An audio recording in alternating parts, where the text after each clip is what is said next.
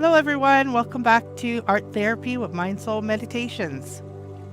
Before we get started, let's take a moment to take a deep breath and let it out slowly.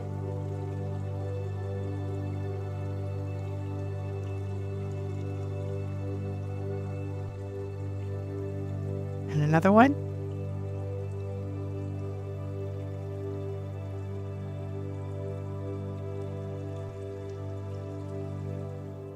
Today we are dealing with a more difficult topic.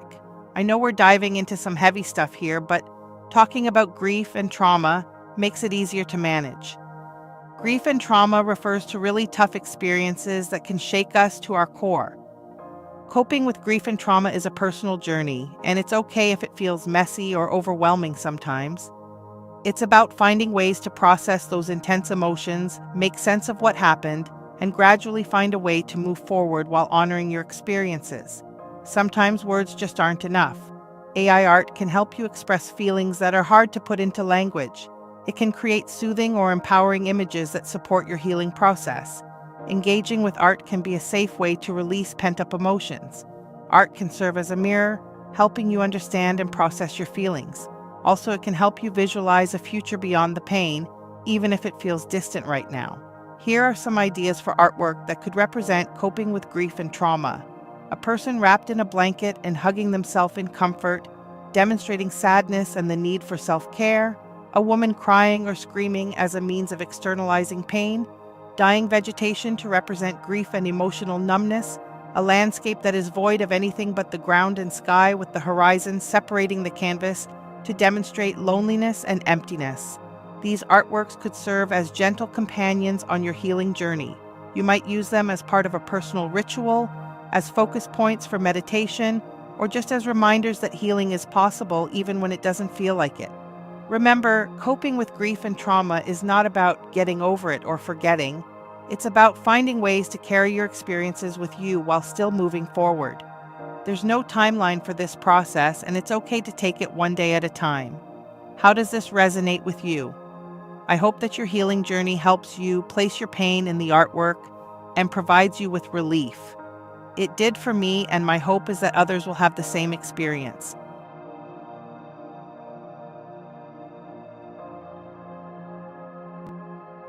Our special guest today is Dr. Lemny. She is one of the most vibrant and wonderful women I know. She is incredibly intelligent, warm, and funny. If you ever have a chance to have a conversation with her, I promise she will make you laugh, cry, and smile so big your face hurts. Her infectious giggle makes me smile just thinking about it. She is a wonderful artist and a supportive sister in art. Dr. Lemny is a seasoned psychologist with 30 years of experience in social services. She holds a doctorate in psychology from the Wright Institute and has extensive training in psychodiagnostic forensic assessments, neuropsychological assessment, and cognitive rehabilitation. Dr. Lemny has worked in various settings, including community mental health clinics, schools, jails, and the Veterans Administration. She has also served as the Director of Behavioral Health at a federally qualified health center in West Oakland, California. Dr. Lemny's research focuses on gender studies, ethnic identity development, and mental health outcomes among Dominican women. She is an active member of the American Psychological Association and has international experience in behavioral health care and research. Dr. Lemny enjoys documentary filmmaking, painting, and cartooning, and is an inspiration to women globally. Born in Harlem, New York, Dr. Lemny is an Afro-Dominican writer, actor, psychologist, abstract NFT artist, and collector. She is a curator for the NFT Tip Searchlight curatorial team and is the former coaching lead and secretary board member at the Dream Conduit, a carbon-neutral nonprofit DAO. Dr. Lemny has sold over 90 one-of-one NFTs, showed at over 30 NFT art shows, is collected by World of Women, Nyla Collection, and has shown at 36 NFT art shows. She was featured in Forbes magazine, Time magazine, NFT Now, and Known Origin platform. For the past 3 years, she has been a speaker at NFT NYC conference discussing mental health in the Web3 space. Let's hear from her and what she would like to share about grief. Thank you for allowing the movement of this grief. I think that for me, the AI has been helpful in shifting through opportunities and possibilities after the pandemic. During this time, over the course of the past 4 years, there's been a lot of loss in terms of identity, in terms of belonging, in terms of being. And so everything that was familiar, ways of operating, ways of locating oneself in space have been disrupted. And so with the advent of AI, it's been really lovely to be able to conceptualize these frameworks and to integrate them in a way that's healing and reparative. For me, having left behind parts of the self, coming into the second generation of my life, my existence here, the second half, the second act. All those things, when I come to the work, I am able to integrate, parts of myself that once were with what is and what will become. So I am so happy to share this work with you, the integration of my dissertation and my thesis together through the support of AI, to come together and create a new possibility, a new iteration of self, a promise for being. I'm really excited to share this with all of you.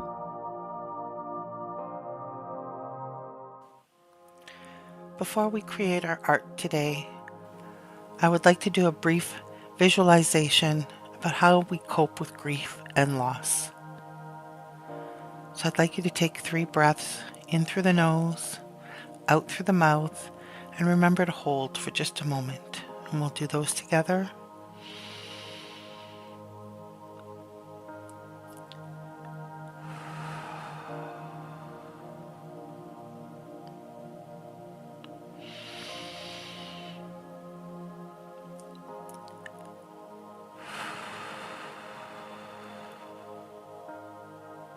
And one more.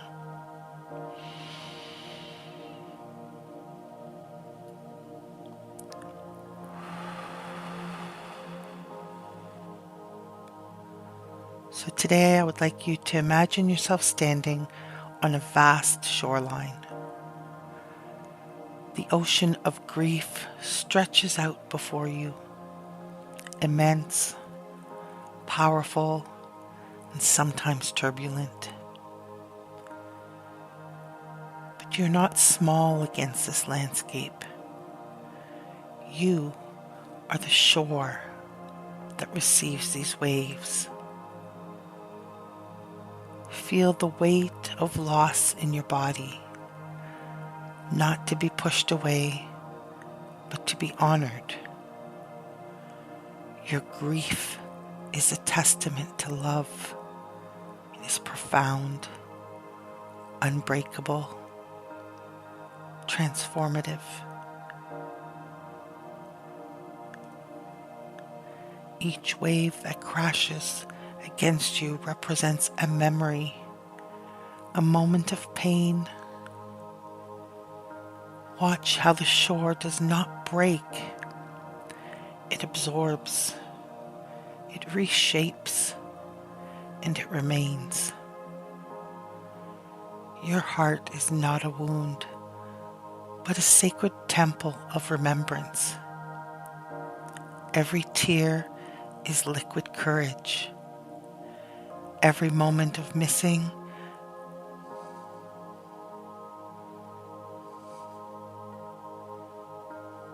every moment of your grief is a bridge of connection that love creates, transcending physical absence.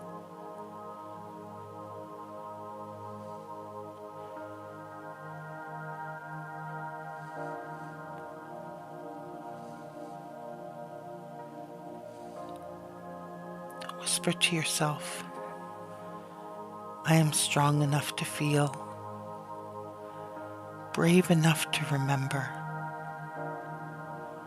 gentle enough to heal, and powerful enough to love through loss. The horizon grows lighter, not because the pain leaves, but because you are expanding. Grief is not a darkness that consumes you, but a profound teacher, reshaping your understanding of love, of resilience. You are surviving. You are healing. You are loving beyond boundaries and beyond time.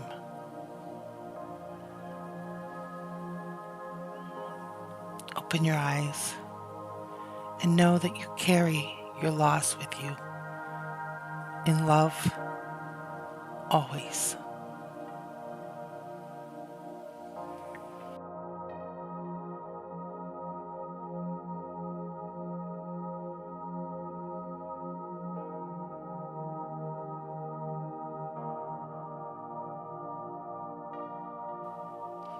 So I hope you enjoyed today's visualization.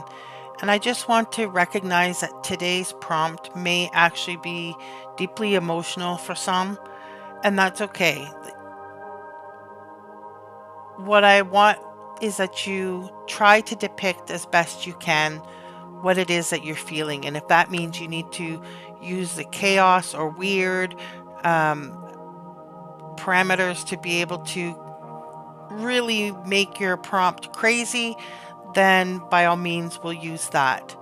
So I'm going to start with a really old prompt that I have. It's one that I actually used when I did my 30-day challenge. So the one that I have, I've actually got a sample here at the top. We're doing a crying woman depicting grief and trauma in the style of gum bichromate. Eccentric penmanship, realist detail, bibliographic anomalies, thick paint, heavy paint strokes. I actually want to add textured canvas. So the first set that I ran here is actually using just version 6.1 because I want to see what it would look like in 6.1. And I'm just going to copy this just in case because I want to click in on these. So we can take a look at some of these. They're very emotional, and you may find that you really connect with some of these. I like this one, except perhaps for the extra hand that I would want to remove, if that's a hand. I might remove that and edit it one way or the other. So it gives us an idea of what we would get. Now I'm going to try it also in Niji, because that was where I actually found that I liked this prompt the best. So we'll take a look at it in Niji. What I want you to think about is what your trauma looks like. Do you feel that you can't talk? So perhaps you want to have a woman with no mouth. Do you feel that you're not being seen? Perhaps you want to go with some of the imagery we've got coming up here of being blindfolded. Maybe you feel like you're completely wrapped in chaos and that's something you want. Or too many people are pulling at you for your attention and you just can't right now. So maybe you want to add to your prompt, many hands pulling at a woman. So this is a prompt that I don't expect that you're just going to take it as is, nor do I ever expect that you're going to do that. But in this case, because this is so deeply personal and this is really about healing, I want you to really be flexible with this prompt and really use words and expressions that paint what you're feeling in your head, in your gut, and get that out into your artwork. So I'm really liking the Niji outputs that we have here. So we'll take a look at some of these. This one doesn't really speak to me personally. I do really like this one. She seems a little bit bruised and damaged. I like this one with the crying eye. This piece makes me feel like I just want to really look at it and absorb it and, you know, find the meaning. It's almost like she's digging her fingers into her eyes. It's very powerful, the image. I'm going to grab this prompt and I'm going to add a little bit of chaos. I'm just going to go with 10. We'll see what we get. So I've run the prompt a couple more times, and you'll note that Niji is particularly expressive. So let's take a look at some of these and see if any of them are something that we'd want to work with in terms of a style. So here I've got a man. It's a little too red for my liking. This one's kind of interesting, that we have a bit of a collage component to it. This might be worthwhile playing around with it. It's definitely more of a horror look. This is more weird. This is weird. I like this one here. Again, I like that photography blended with art sort of look. This is a bit dark. And I do like this one here. I like that softness to it. I might take this one here. So when you're working with images and you find one, it's like, okay, this is sort of the settledness that I'm looking for, or the aggression that I'm looking for, or the deep dark strokes that I'm looking for, you can run the prompt again, but remember, this is where you're going to use the style. Perhaps you have an image and the image is right, but it's not quite the right style. So then you're going to change, do I want the character, do I want the image as a reference, or do I want the style? So this could be one that I run where I leave everything else the same. I leave the chaos in, but now I want it to do something new, but keep this style. Okay, so this is actually fully completed in terms of its design. So it really, really is a soft, subtle, almost not fully developed kind of look. Yeah, there's a lot of depth and emotion here. This one's a little bit more caricature style. And here again, we've got lots of depth and emotion. So it's definitely an interesting style, but there's no style reference and there's no personalization code being used. I'm strictly running with chaos right now, looking for something that speaks to me and that I want to keep working with. So using that image as a reference now, I can modify my prompt completely, but continue working within this style. I really actually like this one quite a bit, and this is where we're actually seeing a bit of that bibliographic anomalies coming in the image, and that's the text that you see across her face. Like there's a handwritten letter superimposed on her crying face. So this one's really interesting to me, and I do find myself connecting with it. I'm actually going to upscale that one because I actually really like it just as is. I think what I'm going to do is mimic the collage technique, and I'm going to take you into Canva when I have all of my images collected, and we'll go and look at how we can take these images to build them into something new. So I'm going to demonstrate just a quick and easy way that you could create a collage style composition with the artwork that you've created. So I'm using Canva, which you can use for free. So I'm going to create a design, and I'm going to scroll down to the bottom into photos and videos, and I'm going to pick photo collage. So that's going to generate a canvas for me, and I've already uploaded my artworks that we made. So what we can do here is we can start dropping these pieces in and layer them and crop them so that we can build something together.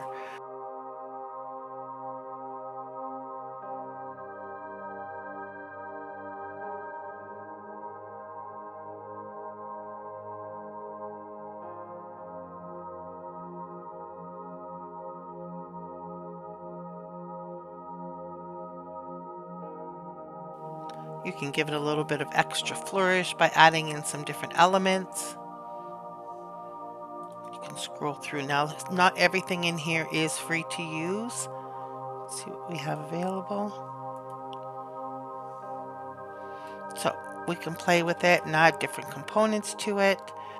When you're done, you can use the share feature and you can download it.